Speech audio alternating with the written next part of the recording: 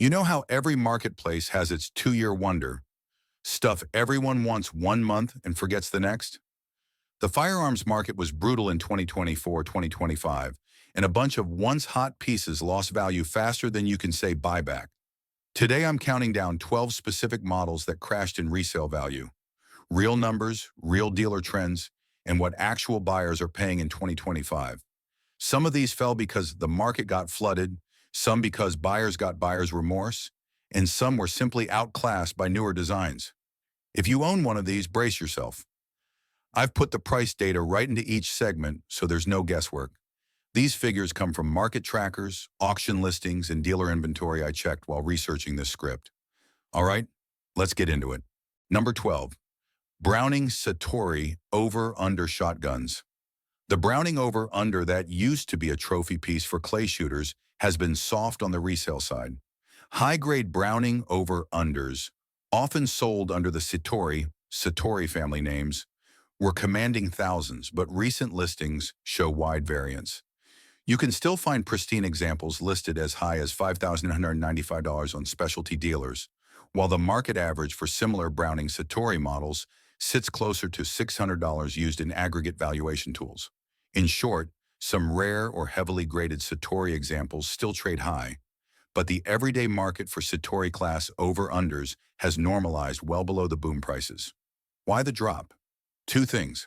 Luxury sporting guns are discretionary purchases, and when the economy tightened, many seasoned shooters decided to downsize collections.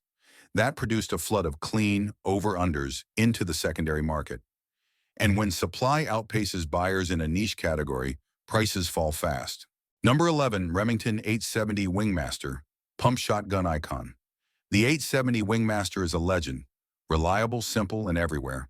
But legendary numbers don't protect you from oversaturation. Market trackers now show Wingmasters averaging about $480 used, while some listings for new collector examples sit around $230 for certain configurations. There are simply too many 870s circulating, and trade-in racks are overflowing. That oversupply crushed resale premiums once attached to Wingmaster trim levels. What used to bring a small premium now competes with dozens of near-identical trade-ins. Number 10. Remington 7600 Pump-Action Rifle. The Remington 7600 sits awkwardly between older pump traditions and modern hunting rifle preferences. True gun value shows the 7600 averaging around $1,200–$1,300 used depending on variant, while some rare or mint examples can fetch more on auction sites. The key point: niche actions lost ground as buyers favored bolt or semi-auto platforms, and the used market filled with 7600s previously locked in safes. Because pump rifles offer limited advantage over modern actions, owners who once kept them just in case decided to sell, and that steady trickle turned into a flood. Number 9. Marlin 1895 Big Bore Lever. The Marlin 1895 enjoyed a moment when big bore lever guns were fashionable, but recent valuation data shows the 1895 averaging around $140 used, and many retail listings, auction buys, show prices closer to $950–$350 for popular trapper and guide variants, a lot lower than peak hype prices from a couple years earlier. Quality control chatter and brand transitions after the Ruger acquisition also scared off a chunk of buyers, accelerating the correction. When a category is driven by novelty, not collector scarcity, it's one of the first to correct when enthusiasm fades. Number 8. Savage Axis Budget Bolt Action. The Axis was the pandemic era's affordable accuracy answer, and Savage produced a ton of them. Market aggregators now put the Axis around $290 used, with new condition Axis rifles often selling in the low to mid 300s retail. That overproduction, combined with stronger budget options from Ruger, Tikka, and Remington, left the Axis losing the best value crown and pricing soft on the secondary market. Long story short, if everyone made a similar budget rifle, buyers can be picky, and that pushes prices down for the ones that aren't top of the pack. Number 7. Ruger P95 Older Generation Polymer Pistol. The Ruger P95 used to be a reliable service pistol, tough and affordable. Current aggregated values show the P95 around $200–$250 used on average, with many online listings in the low $100 range. That's a steep correction from when P-Series pistols carried better trade-in value. The reason is simple. Ergonomics and feature expectations changed. Optics, modularity, slimmer profiles, and Ruger's own lineup evolved past the old P-Series. It's still a tough pistol, but the market rewards modern features more than old durability. Number 6. Sig Sauer P250. Modular prototype outpaced by its successor. The P250 had an ahead-of-its-time modular idea, but the P320 essentially perfected the concept and made the P250 obsolete. Current market averages put used P250s around $330, $350, with new listing averages higher. Once the P320 arrived and the market contracted, the P250 lost most resale demand. Owners upgraded and the secondary market filled quickly. This is a textbook case of a manufacturer cannibalizing its own model, and the secondary market punished the older design. Number 5. Glock 43. Single stack lost in the capacity race. The original Glock 43 once ruled compact carry. Today, aggregated pricing tools and listings show the G43's used market clustered roughly in the $200, $350 range, depending on condition and configuration. Some listings for upgraded custom examples go higher. The problem for the G43 was the rapid rise of optics-ready micro-compacts and double-stack models offering far higher capacity in the same footprint. Those buyers upgraded and the used G43 supply swelled. So, great gun, still reliable, but the marketplace no longer pays a premium for the older single-stack format. Number 4. Rossi Rio Bravo 22 lever rimfire. The Rossi Rio Bravo was a pandemic-era favorite as a fun, affordable lever-action plinker.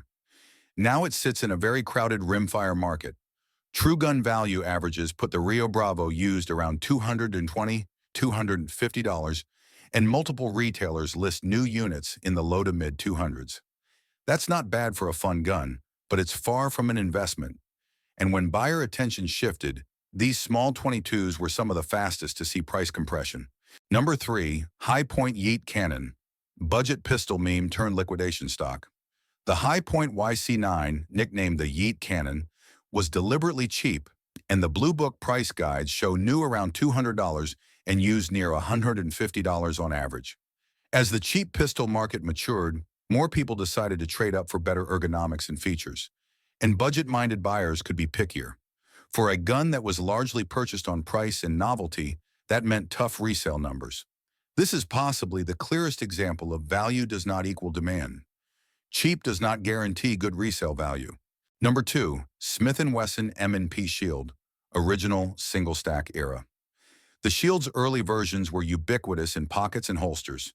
True gun value shows Shield used averages around $260, with new Shield Plus optics-ready models retailing higher. The problem? The Shield's early single stack. Lack of optics cut and limited capacity lost favor once the micro-compact capacity race took off. Think P365 and others. Owners traded up and used Shields filled the market, and prices moved accordingly. It's still a solid gun, but the market's attention moved to higher capacity, optics-ready designs. Number 1. Colt LE6920, classic AR that got steamrolled. This one hit hard. The Colt LE6920 was the go-to AR for buyers who wanted military-grade pedigree. Aggregated valuation shows the LE6920 averaging around $927 used with new averages near $1,148. But those numbers mask how quickly certain listings went from premium to just another AR, as the market flooded with competing ARs that offered better triggers, lighter systems, and more customization. Political changes that reduced urgency to panic buy ARs also cooled demand. So many owners sold and prices corrected. That perfect storm, oversupply, better alternatives, and reduced panic demand, is why this iconic rifle now trades more like a commodity than a trophy. Bonus, Taurus Judge, the awkward do-everything revolver. The Judge promised versatility, 45 Colt and 410 shotgun shells, but in practice it rarely excelled at either role.